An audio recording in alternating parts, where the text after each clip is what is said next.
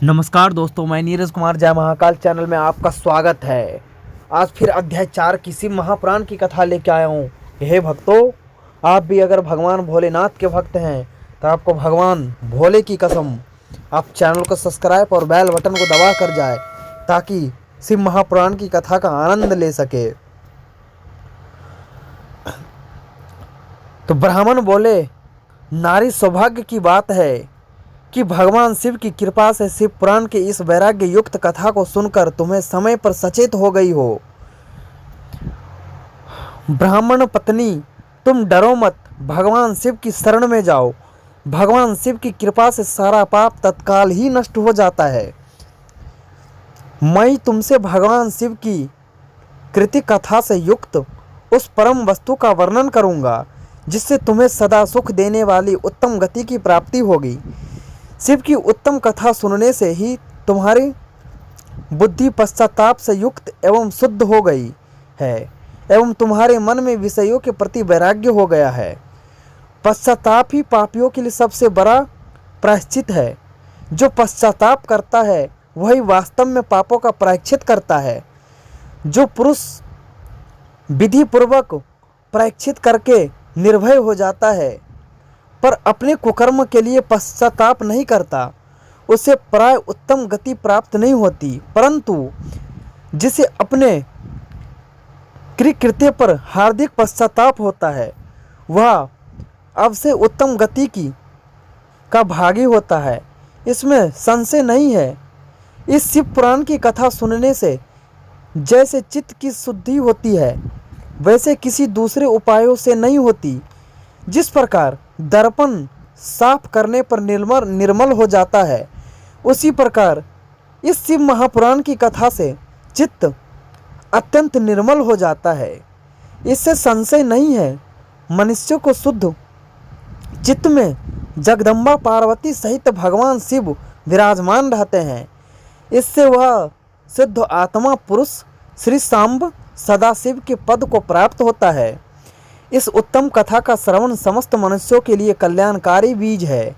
अथा यथोचित शास्त्र मार्ग से इसकी आराधना अथवा सेवा करनी चाहिए। भव बंधन रूपी रोग का नाश करने वाली है।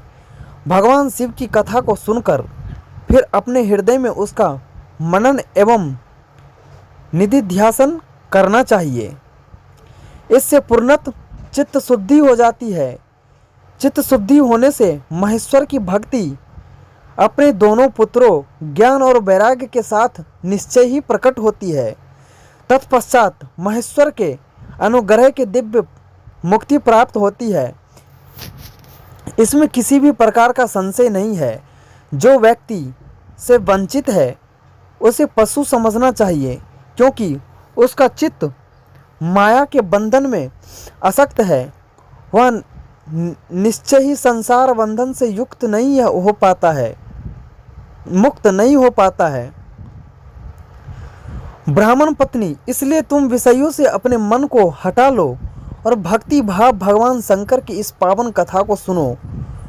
परमात्मा शंकर की इस कथा को सुनने में तुम्हारे चित्त की शुद्धि होगी और इससे तुम्हें मोक्ष की प्राप्ति हो जाएगी। जो निर्मल चित्त से भगवान शिव के चरणार बिंदु की चिंतन करता है उसकी एक ही जन्म में मुक्ति हो जाती है। यह बात मैं तुमसे सत्य कहता हूँ। सूत जी कहते हैं, सौनक इतना कहकर जो श्रेष्ठ शिव भक्त ब्राह्मण शांत हो गए, उनका हृदय करुणा से आर्द्र हो गया था।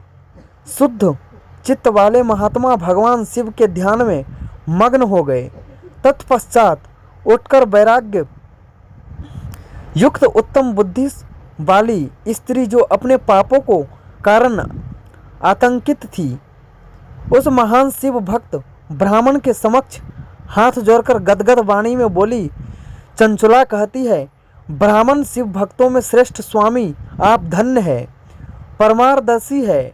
आप सदा परोपकारी में लगे रहते हैं। अतः श्रेष्ठ साधु पुरुषों में प्रशंसनीय है। साधु में नरक के समुद्र में गिरती जा रही हूँ, आप मेरा उद्धार कीजिए। पौराणिक अर्थत्व से संपन्न जिस सुंदर शिव महापुराण की कथा को सुनकर मेरे मन में संपूर्ण विषयों से वैराग्य उत्पन्न हो गया है, उसी शिव महापुराण को सुनने के लिए मेरे मन में बड़ी श्रद्धा उमड़ रही है। सूत जी कहते हैं, ऐसा कहकर चंचला हाथ जोड़कर उनका अनुग्रह पाकर शिव महापुराण की कथा को सुनने की इच्छा मन में लिए उन ब्राह्मण देवता की सेवा में तत्पर वहाँ पर रहने लगे। तत्पश्चात शिव भक्तों में श्रेष्ठ एवं शुद्ध बुद्धि वाले ब्राह्मण देवता ने उसी स्थान पर उस स्त्री को शिव पुराण की उत्तम कथा सुनाई। इस भांति गोकर्ण नामक स्थान में उन्हीं श्रेष्ठ ब्राह्मण से चंचला ने शिव पुराण की परम उत्तम कथा सुनी, जो भक्ति, ज्ञान और वैराग्य को बढ़ाने वाली तथा मुक्ति प्रदान करने वाली। इस परम कथा को सुनकर ब्राह्मण पत्नी अत्यंत कृतार्थ हो गई, उसका चित्त शीघ्र ही शुद्ध हो गई। फिर भगवान शिव के अनुग्रह के उसके हृदय में शिव के सगुण रूप का चिंतन होने लगा। इस प्रकार उसने भगवान शिव में लगी रहने वाली उत्तम वृद्धि पाकर शिव के सज्जदानंद स्वरूप का बारंबार चिंतन आरंभ किया। इसके पश्चात समय के समाप्त होने पर भक्ति, ज्ञान और वैराग्य से युक्त हुई चंचला ने अपने शरीर को बिना किसी कष्ट के त्याग दिया। इतने में ही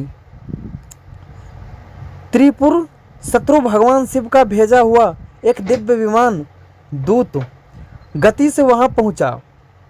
विमान द्रुत गति से वहां पहुंचा, जो उनके अपने गणों से संयुक्त एवं भांति भांति के शोभा साधनों से संपन्न था।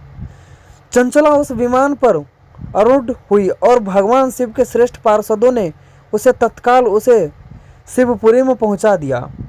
उसके सारे माल धुल गए थे और दिव्य रूपिणी दिव्य विमान हो गई थी, दिव्यांगना हो गई थी। वह दिव्य रूपिणी दिव्यांगना हो गई थी। उसके दिव्य अवयव उसकी शोभा बढ़ाते थे। मस्तक पर अर्ध चंद्राकर का मुकुट धारण किए वह गौरांगी देवी शोभाशाली दिव्य आभूषणों से विभूषित थी। शिवपुरी में पहुंचकर उसने सनातक देवता त्रिनेत्रधारी महादेव जी का साक्षात दर्शन किया। सभी मुख्य देवता उनकी सेवा में खड़े थे। गणेश, भृंगी, नंदेश्वर तथा वीरभद्रेश्वर आदि उनकी सेवा में उत्तम भक्ति भाव से उस स्थान पर उपस्थित थे। उनकी अंग कांति करोड़ों सूर्यों की भांति प्रकाशित हो रही थी। कंठ में नील चिन्ह शोभा पाता था। 5 मुख और प्रत्येक मुख में 3-3 नेत्र थे। अर्ध चंद्राकर मुकुट मस्तक की शोभा बढ़ता था। उन्होंने अपने वामांग भाग में गौरी देवी को बिठा रखा था, जो विद्युत पुंज के भांति प्रकाशित थी। गौरीपति महादेव जी की कांति कपूर के समान गौरी थी। उनका सारा शरीर श्वेत भस्म से भासित था। शरीर पर श्वेत वस्त्र शोभा पा रहे थे। इस प्रकार परम उज्जवल भगवान शंकर का दर्शन करके वह ब्राह्मण पत्नी चंचला बहुत प्रसन्न हुई। अत्यंत प्रीतयुक्त होकर उसने भगवान शिव को बारंबार प्रणाम किया। फिर हाथ जोड़कर वह बड़े प्रेम, आनंद और संतोष से युक्त हो विनीत भाव से खड़ी हो गई। उसके नेत्रों से आनंदाश्रु के अविरल धारा का प्रभाव होने लगा। उस समय भगवती पार्वती और भगवान शंकर ने उसे बड़ी करुणा के साथ अपने पास बुलाया और सौम्य दृष्टि से उसकी ओर देखने लगे। पार्वती जी ने तो दिव्य रूप धारणी बिंदु गाप्रिया चंचला को प्रेम पूर्वक अपनी सखी बना लिया। वह उस परमानंद घन ज्योति स्वरूप सनातन धाम में अविचल निवास पाकर दिव्य सौमुख से संपन्न हो अक्षय सुख का अनुभव करने लगी। जय भोलेनाथ। ओम नमः शिवाय। ओम नमः शिवाय। ओम नमः शिवाय। मिलते हैं अगले वीडियो में।